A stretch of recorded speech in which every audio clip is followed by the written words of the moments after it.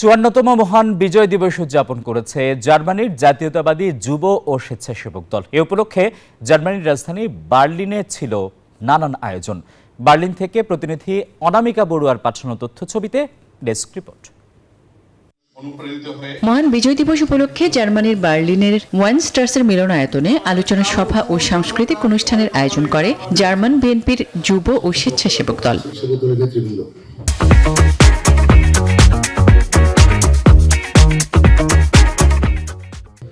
German বিএনপির সভাপতি আকুল মিয়ার সভাপতিত্বে সভায় প্রধান বক্তা ছিলেন সাধারণ সম্পাদক গনি মিয়া।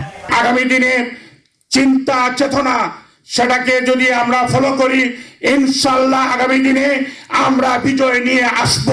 বিশেষ অতিথি ছিলেন অপু চৌধুরী, মুস্তাক মান্নান, সৈয়দ জুলফিকার মনা সহ আরো অনেকে। স্বাধীনতা প্রত্যেকটা মানুষের একটা সহজাত প্রবৃত্তি। সভ্যতার শুরু থেকে মানুষ স্বাধীনভাবে একটা স্বাধীন ভূখণ্ডে বসবাস করার জন্য সংগ্রাম করে এসেছে। বাংলাদেশ আধিপত্যবাদ থেকে মুক্তি পাওয়ার পিছনে বাংলাদেশিদের রয়েছে হাজারো বছরের ইতিহাস।